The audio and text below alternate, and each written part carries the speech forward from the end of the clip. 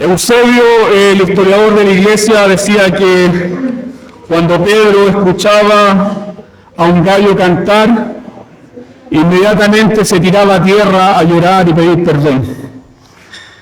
Eusebio es un cronista de la historia de la iglesia, dice que Pedro nunca olvidó su conciencia de haber traicionado a su Señor, pero se tiraba al piso no para una vez más repasar su pecado, sino agradecido de que Dios lo hubiese restaurado. Y el cristiano, mientras camina en este mundo, va a vivir con esa conciencia. Que el Espíritu Santo nos dé más esa conciencia del pecado y de la gracia del perdón. Invito a abrir sus Biblias en 2 Timoteo, capítulo 1, versículo 15 al 18, y el título de este sermón es Siervos infieles y un siervo fiel. Siervos infieles y un siervo fiel. Y ustedes al momento de leer el pasaje van a poder identificar a los siervos infieles y van a poder identificar a un siervo fiel. Que el Espíritu Santo nos ayude para ser siervos fieles. Esta es la palabra del Señor. Ya sabes esto, que me abandonaron todos los que están en Asia, de los cuales son Figelo y Hermógenes. Tenga el Señor misericordia de la casa de Onesíforo, porque muchas veces me confortó y no se avergonzó de mis cadenas, sino que cuando estuvo en Roma me buscó solícitamente y me halló. Concédale el Señor que haya misericordia cerca del Señor en aquel día. Y cuánto nos ayudó en Éfeso, tú lo sabes mejor. Amén. Demos gracias al Señor por su palabra. Dios Todopoderoso, tú eres un Dios que habla. Tú hablaste, oh Señor, y llamaste a existencia todas las cosas. Tú hablaste, Señor, y llamaste a Abraham. Tú hablaste, Señor, y apartaste a tu pueblo de la esclavitud. Tú hablaste, Señor, a través de tus siervos los profetas. Tú hablaste, oh Señor, en el tiempo. Y la palabra eterna se hizo carne. Tu Hijo Jesucristo, por su palabra, sanó, perdonó, obró milagros, expulsó demonios y liberó a los endemoniados. Padre, creemos en tu palabra. Creemos que tu palabra es vida. Creemos que tu palabra es poderosa. Y el poder de esta palabra, Señor, y la eficacia de esta palabra, Señor, no descansa ni está sujeta al ministro de la palabra, sino que descansa y está sujeta al ministro fiel de la palabra, tu Espíritu Santo, quien aplica tu bendito evangelio en nuestras vidas con poder y con potencia. Yo ruego ahora, oh Señor, que por medio de tu Santo Espíritu nos alimentes, nos fortalezcas, le des a cada uno la porción que necesita en este día, de acuerdo a todas nuestras necesidades, la necesidad de consolación, de perdón, de fortaleza, de aliento, de iluminación, la necesidad, Señor, también de corregirnos, la necesidad, Señor, de llamarnos al servicio, a la fidelidad. Padre, bendícenos porque somos tu pueblo, y bendícenos porque tú has prometido hacerlo, Padre. En el nombre de Jesús oramos. Amén. En el año 312, el emperador Constantino, que era emperador de Occidente, junto con el emperador Licinio, firmaron un acuerdo de paz. Firmaron un acuerdo de paz y un tratado de paz para proteger la vida de los cristianos. Y especialmente proteger la vida de los cristianos que servían en el ejército del imperio romano. Pero Eusebio, el historiador de la Iglesia, pronto dice que Licinio, este emperador de Oriente, Licinio pronto se quitó la careta. Se quitó la careta y en el año 320 comenzó una persecución contra los cristianos. Comenzó una persecución contra los cristianos, partiendo particularmente de los cristianos que servían al ejército del imperio. Ya en el 320 comienza la persecución, comienza el martirio contra los cristianos, y en ese año 40 cristianos se hacen conocidos por su martirio. Estos 40 cristianos fueron conocidos como los 40 mártires de Sebaste. Los 40 mártires de Sebaste. Y hubieron dos pastores muy importantes en ese siglo IV. Uno se llamaba San Basilio y otro se llamaba San Gregorio de Nisa. Junto con Gregorio Magno, los tres fueron los que desarrollaron la doctrina de la Trinidad. Estos fueron conocidos como los tres capadocianos. Gracias a estos pastores nosotros tenemos la doctrina de la Trinidad. Pero Basilio y Gregorio de Nisa frecuentemente en sus sermones recordaron a estos 40 mártires, a estos 40 mártires de Sebastes. Estos 40 cristianos fueron martirizados desnudos en las aguas congeladas de un lago. Y como soldados se mantuvieron resistiendo el sufrimiento y el martirio, haciendo ejercicios físicos y cantando. Y mientras ellos hacían estos ejercicios físicos y cantaban, le decían a su Señor: 40 luchadores te dan a ti la gloria. ¿Tienes para 40 coronas de victoria? Y así se mantuvieron por unas horas haciendo ejercicios en una laguna congelada de desnudos. Y el comandante que estaba a cargo de ese martirio les dijo: pueden renunciar a la fe, y en cuanto renuncien a la fe, recibirán agua caliente, recibirán vestido, y continuarán con sus vidas. Pero ellos se mantuvieron cantando hora tras hora: 40 luchadores te dan a ti la gloria, ¿tienes para 40 coronas de victoria? Hasta que al cabo del tiempo, uno de los soldados renuncia a su fe, abandona el grupo, y negando su fe deja el grupo, pero los soldados se mantuvieron cantando: 40 luchadores te dan a ti la gloria, ¿tienes para 40 coronas de victoria? Y el capitán que estaba a cargo de ese martirio, al ver la perseverancia de estos cristianos, el hombre tuvo una convicción de la fe, se quitó la ropa, se desnudó y entrando al grupo dijo: creo, y comenzó a cantar: 40 luchadores te dan a ti la gloria, ¿tienes para 40 coronas de victoria? Esa historia, que es real, frecuentemente fue contada por San Basilio y San Gregorio de Nisa en sus sermones, y da cuenta de algo muy importante que aprendemos en la palabra de Dios hoy: que nuestra historia está siendo registrada. Así como la historia registra la fidelidad de estos hombres, el Espíritu Santo guió al apóstol Pablo a dejar registro de lo que vemos en este pasaje.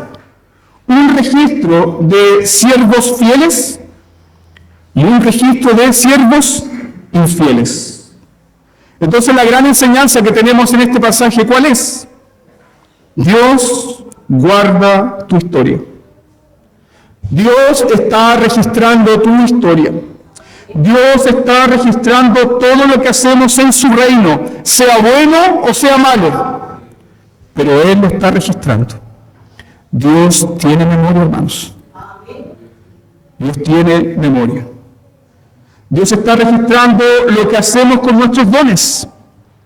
Dios está registrando lo que hacemos con las providencias especiales que Él nos ha dado. Dios está registrando aquello. El profeta Malaquías, en Malaquías capítulo 3, versículo 16, habla de un libro de memorias. Habla del libro de la memoria de su pueblo. Malaquías 3:16 dice así: Los que temían a Jehová hablaron cada uno a su compañero, y Jehová escuchó y oyó. Y fue escrito libro de memoria delante de él para los que temen a Jehová y para los que piensan en su nombre. Todo lo que nosotros hacemos por el reino de Dios está siendo registrado. Esa es una verdad bíblica. Y es una verdad de la cual nosotros debemos tomar conciencia. Por lo tanto, hay una gran enseñanza acá. Y esta es la gran enseñanza. Dios registra tu fidelidad. Dios registra tu perseverancia. Dios tiene memoria.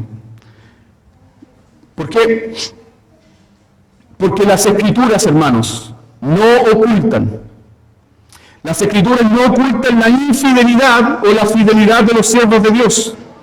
Y esa es la razón por la cual Pablo los menciona a estos siervos infieles con sus nombres. La Escritura no oculta la infidelidad de Figelo y de Hermógenes, pero sí tampoco la Escritura oculta la fidelidad de Onesíforo. Estos hombres son ejemplos de que Dios guarda nuestra historia. Y comienza el pasaje diciendo lo siguiente: ya sabes esto, versículo 15, ya sabes esto. ¿Qué sabía Timoteo? Que Figelo y Hermógenes habían abandonado a Pablo. Estos dos hombres eran colaboradores de Pablo, pero en el momento de la prueba, en el momento de la aflicción, lo abandonaron. Y luego, el versículo 18, Pablo dice lo siguiente: tú lo sabes mejor. Tú lo sabes mejor. ¿Con respecto a qué? Respecto a la fidelidad de Onesíforo. Entonces, hermanos amados, hay registro de la fidelidad y hay un registro de la infidelidad. ¿Pablo lo sabía? Sí. ¿Timoteo lo sabía? Sí.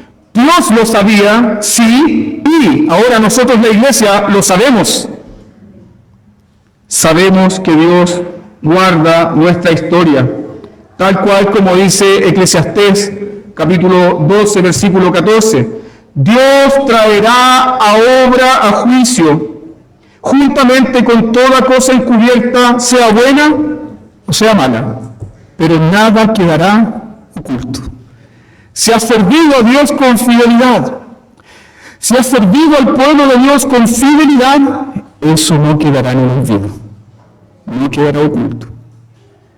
Pero si hemos sido infieles, eso también quedará descubierto. Dios traerá a juicio toda obra, sea buena o sea mala. Y tenemos acá la doctrina que respalda aquello. Pablo dice: me abandonaron todos los que están en Asia. Obviamente el apóstol Pablo aquí está utilizando un recurso literario que nosotros conocemos como la hipérbole, ¿no? Está exagerando. Me abandonaron todos los que están en Asia. Pero ese recurso literario que ocupa el apóstol Pablo acá es simplemente para que nosotros comprendamos el abandono que el apóstol sufrió. ¿Y cómo lo sufrió? ¿Y cómo él lo vivió? Muchos cristianos, por temor a su vida, muchos cristianos por miedo al martirio, se alejaron de Pablo. Recuerden que ya había estallado la persecución a través del emperador Nerón. Entonces, identificarse con Pablo, decir Pablo es mi hermano, es automáticamente identificarse como un enemigo del imperio. Un enemigo del imperio y un enemigo del emperador. Entonces, los cristianos comenzaron a abandonar a Pablo. No tuvieron nada que ver con los sufrimientos de Pablo. Su apóstol está preso en cadenas bajo el martirio, pero todos sus colaboradores lo han abandonado. Y ahí el apóstol comienza a contarnos a nosotros quiénes le abandonaron. En primer lugar, Demas. Eso lo podemos ahí en el capítulo 4 de la misma epístola. Demas. Y Demas, si usted mira Colosenses capítulo 4, versículo 14, Demas era un fiel colaborador de Pablo. Pero ahora, en 2 Timoteo capítulo 4, Pablo dice lo siguiente, que este colaborador fiel, este colaborador que le ayudó en su primera prisión, ahora Pablo nos dice, Demas, amando más este mundo, me ha desamparado. Me ha desamparado.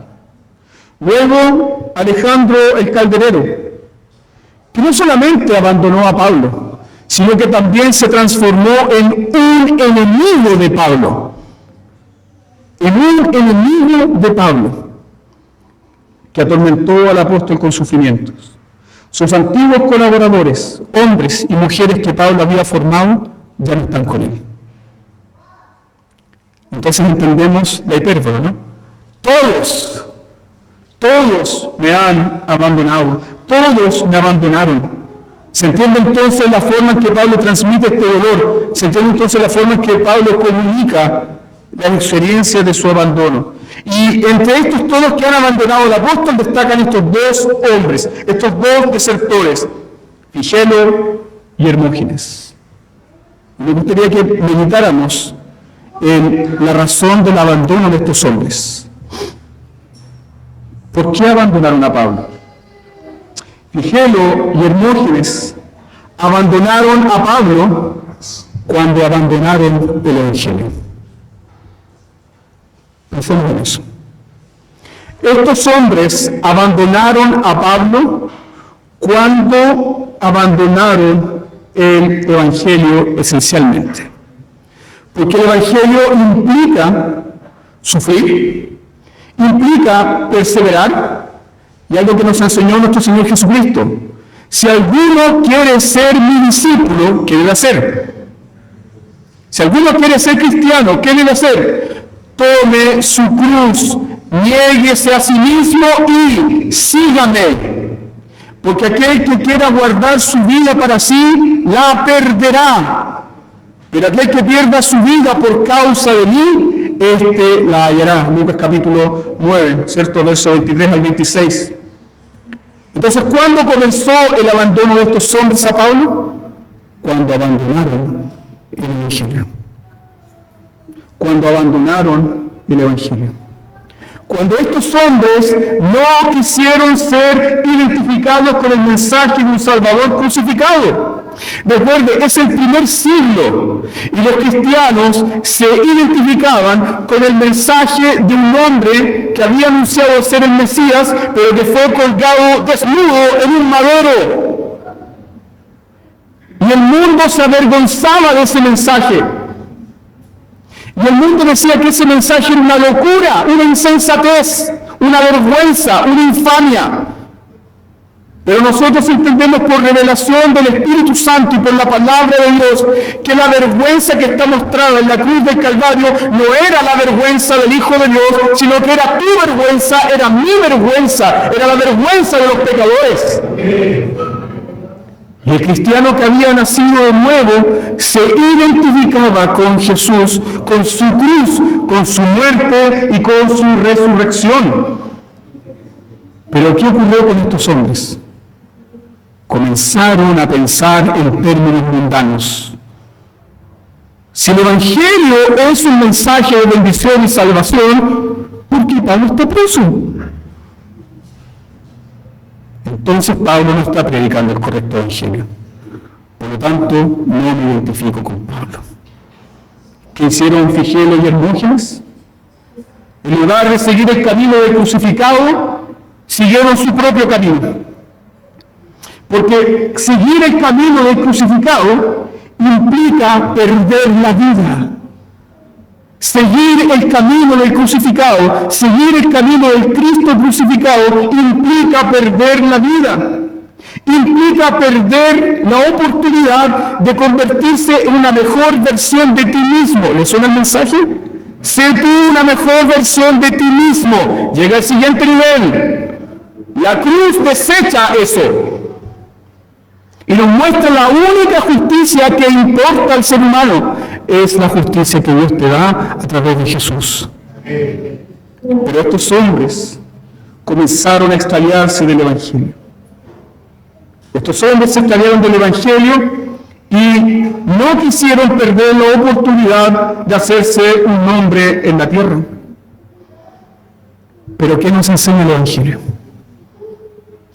El mundo te dice que seguir el Evangelio es perder tu vida. Es perder tu vida. Es perder tu oportunidad.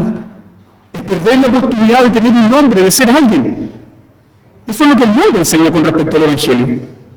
Pero Cristo nos dice que rechazar la cruz es perder la vida. Rechazar la cruz es perder la vida. Rechazar la cruz es perder la vida. ¿Por qué? Porque el mundo y sus deseos pasan. Pero aquel que hace la voluntad de Dios permanece para siempre. ¿Te das cuenta, hermano mío?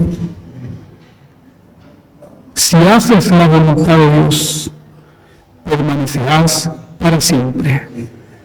Cuando ya no estés en este mundo, tus nietos, tus bisnietos te dirán: bienaventurado, porque a través de ese hombre llegó el mensaje más poderoso y glorioso a nuestra familia. Te llamarán feliz. El mundo y sus deseos pasan, pero el que hace la voluntad de Dios permanece para siempre. Entonces, la cruz es caminar en los pasos de Cristo. La cruz, tomar la cruz es seguir los pasos de Cristo. Tomar la cruz es servir en lugar de ser servido. Tomar la cruz es dar en lugar de recibir. Tomar la cruz es vivir según la sabiduría de Dios y no la sabiduría del mundo. Tomar la cruz es rechazar la gloria de los hombres por la gloria de ¿quién? Por la gloria de Dios. Entonces, Figelo y Hermógenes, protegiendo sus vidas, preservando su yo, rechazaron la cruz por el mundo.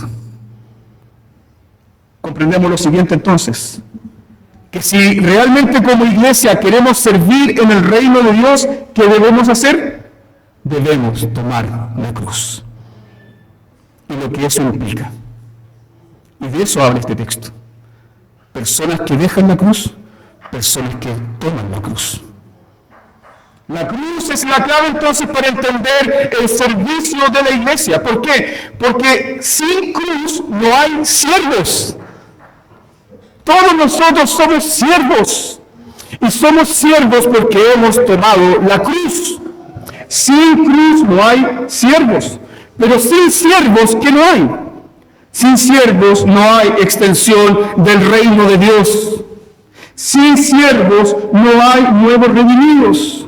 Sin siervos no hay adoración reverente a Dios. Sin siervos Dios no será glorificado. Así que, hermano mío, tomar la cruz no es opcional. Tomar la cruz no es una alternativa. Todo cristiano que es un siervo de Dios está llamado aquí a tomar su cruz.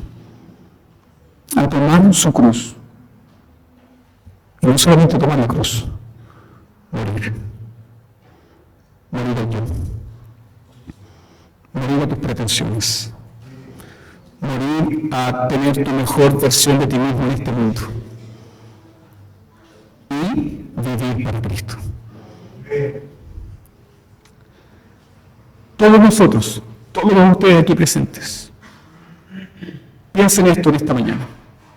Todos nosotros aquí somos el fruto de alguien que decidió ¿qué? Tomar la cruz. Tú puedes decir: bendigo el día en que mi abuelo, mi padre, mi madre tomaron la cruz y no se avergonzaron del Evangelio y perseveraron. Nosotros, hermanos, nosotros somos el fruto de otros siervos fieles que tomaron la cruz de Cristo y no se avergonzaron. ¿Quieres ver entonces la bendición de Dios en tu vida? ¿Quieres ver crecer tu iglesia? ¿Quieres ver hijos salvados? ¿Quieres ver la bendición de Dios en tu familia?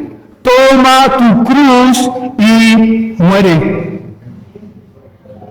Toma tu cruz y muere. ¿Quieres ser útil en el reino de Dios? Toma la cruz y muere. ¿Quieres ser fiel y eficaz en el reino de Dios? Toma la cruz y muere. Ese, hermanos queridos, es un mensaje que el mundo odia, no aborrece. Pero esa es la verdad del Evangelio. Ese es el Evangelio que Pablo predicó. Y por ese Evangelio Pablo fue abandonado. Entonces en nuestro pasaje tenemos este ejemplo. Siervos infieles que dejan la cruz. Un siervo fiel que toma la cruz. Pero otro punto muy importante, que con sinceridad nosotros debemos meditar en esta mañana. Cuando pensamos en el abandono de estos colaboradores de Pablo, cuando pensamos que estos hombres que eran cristianos, estos hombres que en un momento sirvieron con Pablo, que predicaron con Pablo, que fueron colaboradores de Pablo, cuando pensamos en el abandono de estos hombres, todos nosotros debemos admitir que existe la posibilidad de que nosotros también retrocedamos. Existe la posibilidad de que nosotros también abandonemos nuestro llamado a servir a Cristo. Pero ¿por qué no abandonamos nuestro llamado a servir a Cristo? Pablo ya lo ha dicho, capítulo 1, versículo 7.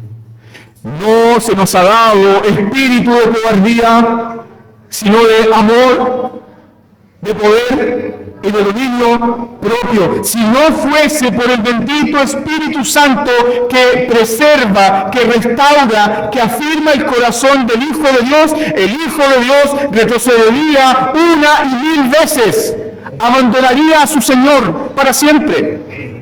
Pero somos guardados y preservados por el Espíritu Santo. Esta es una verdad tan bendita y tan real, tanto en el Antiguo Testamento como en el Nuevo Testamento. Estas son las palabras, escuche bien, de un hombre que se sintió tentado a dejar su llamado fiel al Señor. No me acordaré más de él. Me hablaré más en su nombre. Porque la palabra de Jehová me ha sido para afrenta y escarnio cada día. No obstante, había en mi corazón como un fuego ardiente metido en mis huesos. Traté de sufrirlo y no pude. Es por el Espíritu Santo. Es por el Espíritu Santo que habita en nosotros. Es por el Espíritu Santo que perseveramos. Es por el poder del Espíritu Santo que permanecemos fieles. Es por el poder del Espíritu Santo que cuando viene el temor de perder incluso nuestras vidas, el Espíritu Santo nos hace perseverar. El Espíritu Santo nos hace perseverar, pero también el Espíritu Santo, algo muy hermoso de esta carta, restaura a aquellos que en un momento abandonaron. Piensen esto. Porque Pablo está diciendo, todos me abandonaron, sí, y entendemos que es una hipérbole, pero también en esta carta, cuando llegamos al capítulo 4, se menciona a uno que en el segundo viaje misionero con Pablo, abandonó. Pero pasó el tiempo y el Espíritu Santo lo restauró. Y Pablo dice, trae a Marcos, porque me es útil para el ministerio. Hermanos amados, si no fuera por el Espíritu Santo, no podríamos vencer, no podríamos prevalecer, no podríamos servir a Dios. Estás aquí por la obra constante, continua y perseveradora del Espíritu Santo en tu vida. Y esa es la razón por la cual se nos llama a ser fieles. Se nos llama a ser fieles porque Dios te da fidelidad. Se te llama a ser valiente porque Dios te da valentía. Se te llama a entregar tu vida porque Dios te da el poder y la gracia y la capacidad para hacerlo. No viene de ti, sino que viene del bendito Espíritu Santo que obra en tu vida. Ese es el mensaje del Evangelio. Y esa es la razón por la cual se destaca aquí en este mensaje a un siervo fiel. Pero la gloria no es de Onesíforo solamente, porque también se menciona quién, su casa. Y cuando entendemos su casa, entendemos a quién, su esposa, sus hijos, su familia. Pablo dice, Dios tenga misericordia de la casa de Onesíforo. Pero ¿quién capacitó a Onesíforo para perseverar y ser fiel? Fue el Espíritu Santo. Poco sabemos de este siervo de Dios, pero lo que dice la Escritura es suficiente para enseñarnos ¿qué? Para enseñarnos cómo debe vivir un siervo de Cristo. Y esos son los puntos importantes que me gustaría que fueran viendo.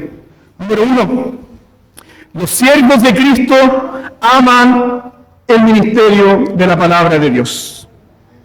Los siervos de Cristo aman el ministerio de la palabra de Dios. ¿Por qué? Porque Onesíforo hizo todo lo posible, hizo todo lo que estuvo a su alcance para apoyar el ministerio de la predicación ¿de quién? De Pablo.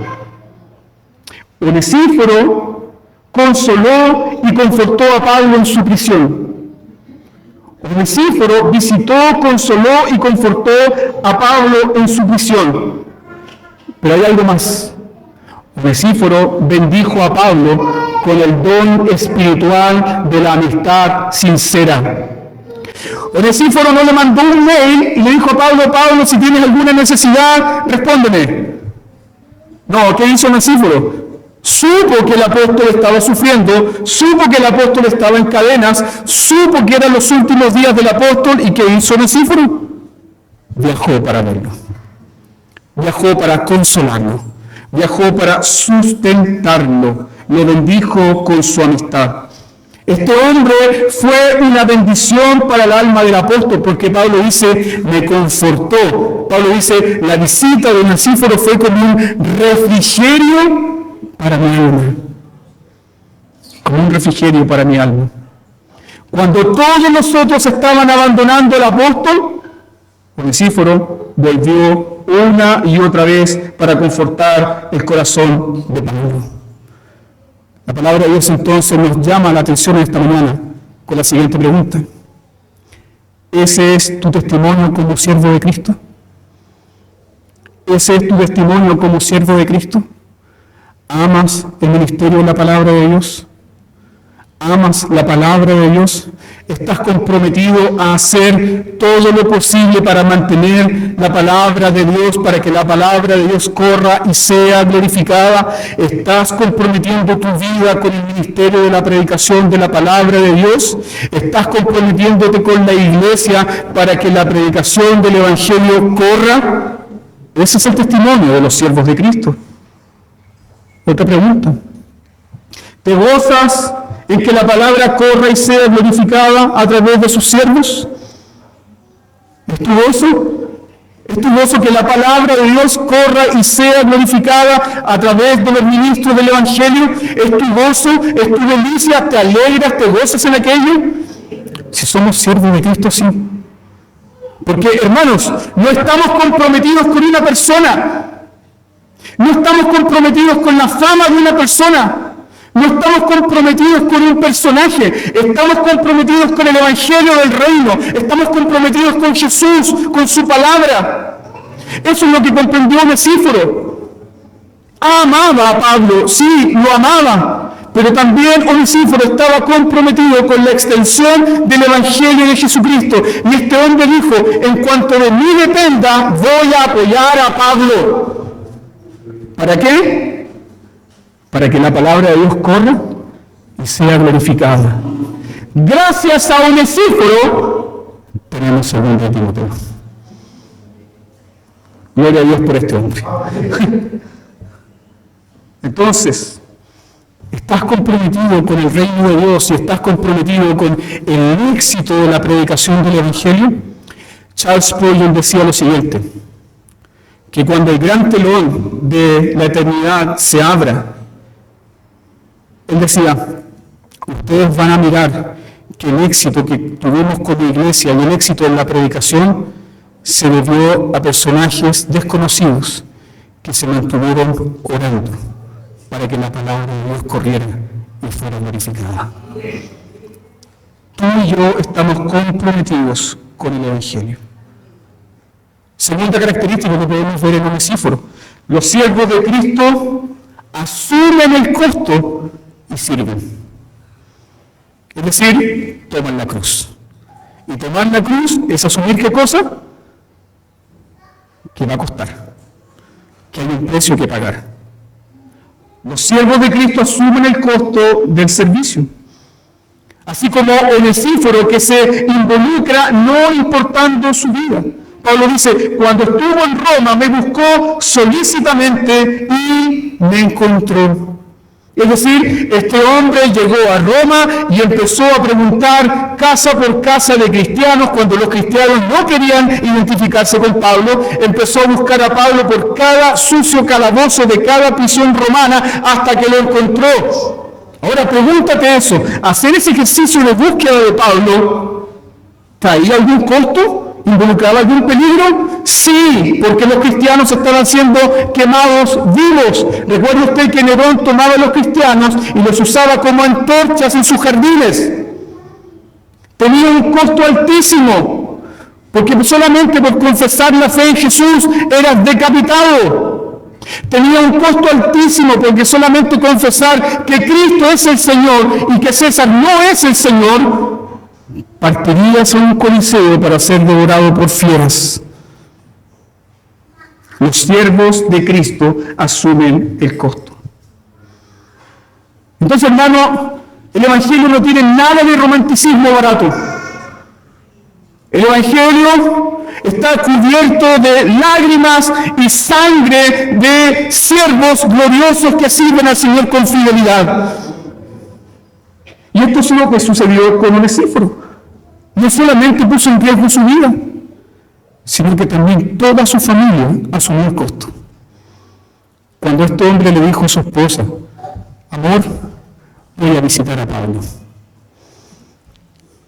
¿Qué creen ustedes que le dijo a su mujer?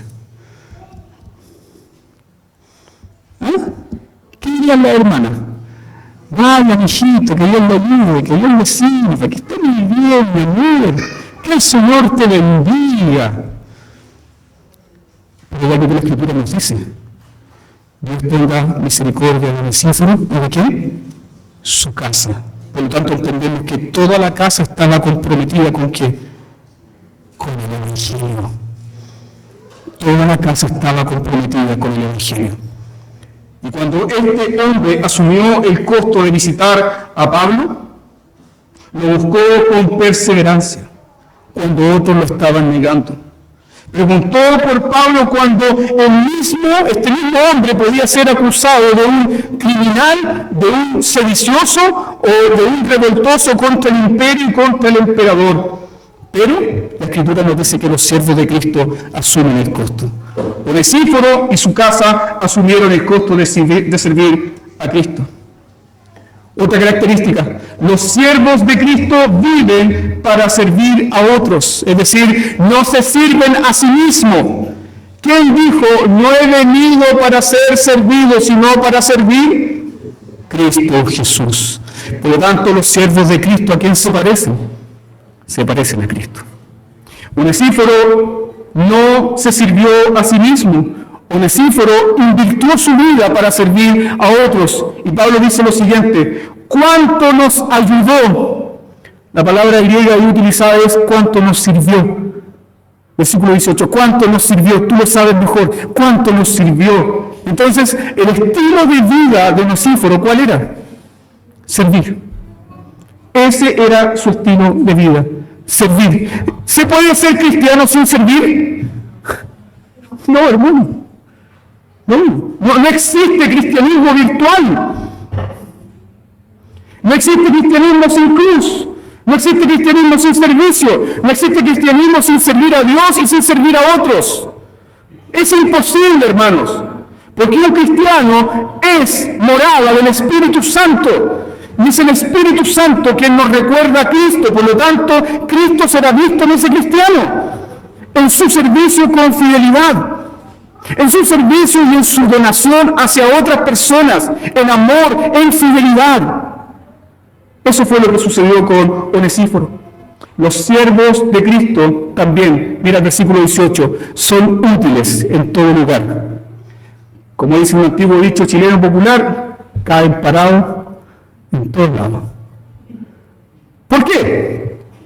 Porque Onesíforo fue fructífero y sirvió en todo lugar.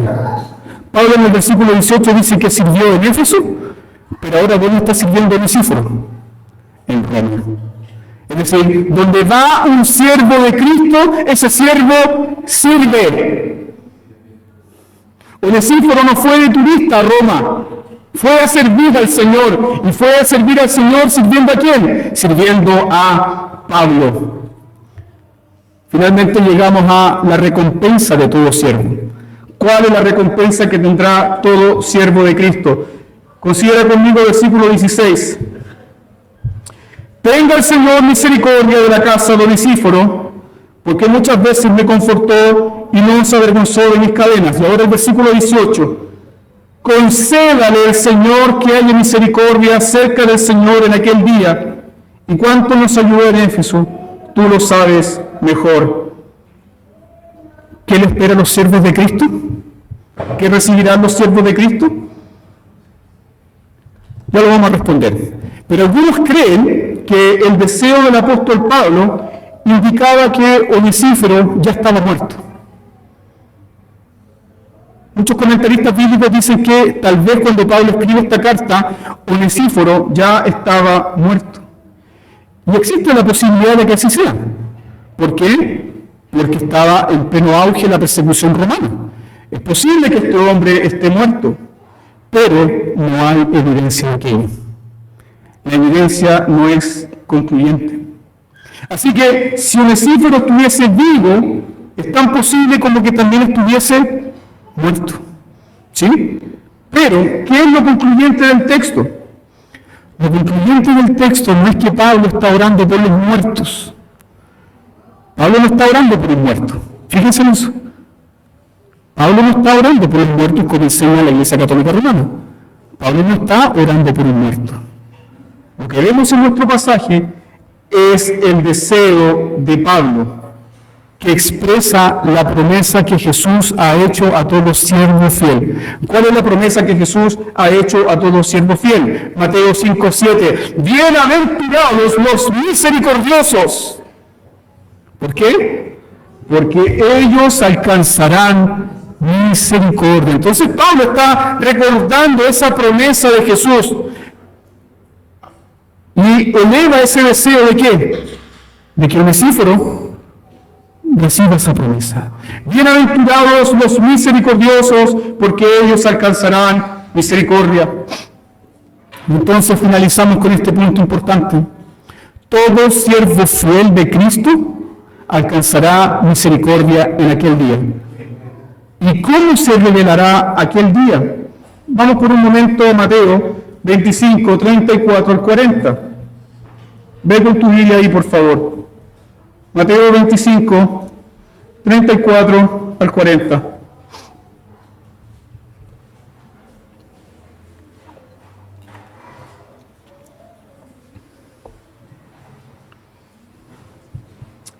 Entonces el rey dirá a los de su derecha: venid, benditos de mi Padre, heredad del reino preparado para vosotros desde la fundación del mundo.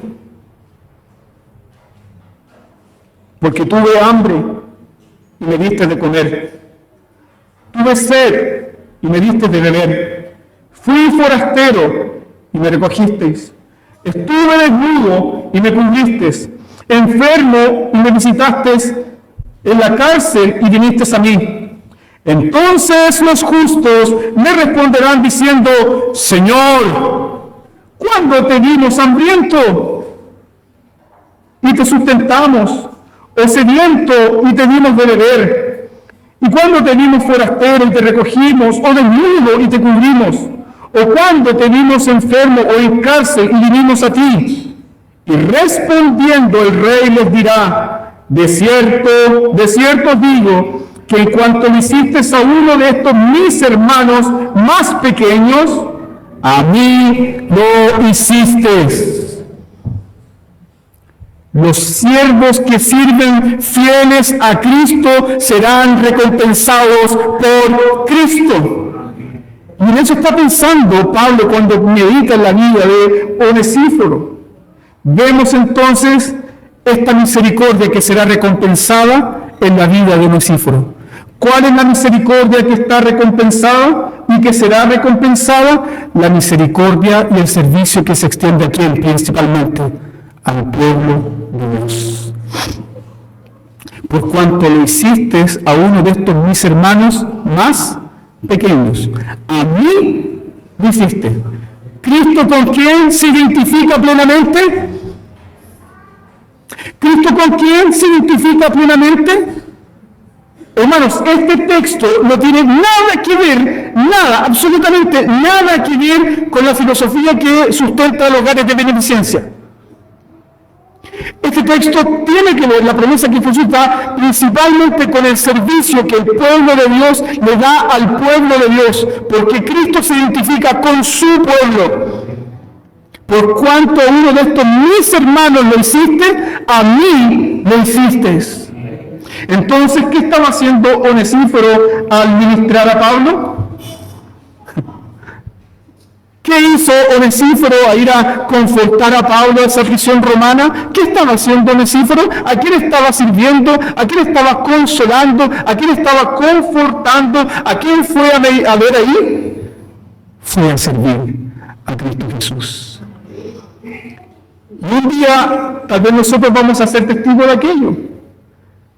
Cuando el rey diga entonces a los de su pueblo: vengan, benditos de mi Padre, porque esto hicieron a uno de mis pequeños. ¿Y nosotros qué vamos a decir? ¿Cuándo? ¿Cuándo? ¿Cuándo? Oh, Onesíforo, debes saber que cuando fuiste a visitar a Pablo a esa sucia prisión romana y lo consolaste y lo confortaste y lo alimentaste y lo cubriste, a mí me cubriste, a mí me serviste. Y todo siervo fiel de Cristo recibirá entonces, ¿qué cosa? Su recompensa. Por lo tanto, cerramos este capítulo 1 con la enseñanza que Pablo le da a Timoteo. ¿Cuál es? Timoteo, no te avergüences del Evangelio. Timoteo sufre penalidades. Timoteo toma la cruz. Timoteo, no te avergüences. Timoteo, mantente sirviendo a Cristo. Timoteo, no seas como Figelo y como Hermógenes que abandonan. Timoteo, sirve al Señor. Y nosotros también no debemos abandonar, no debemos claudicar, no debemos dejar de servir. Entonces, amada iglesia, en esta mañana, toma tu cruz y sirve, porque ya se te ha dado el Espíritu Santo, Espíritu de poder, Espíritu de amor y Espíritu de dominio propio, y tendrás tu recompensa. Oremos al Señor.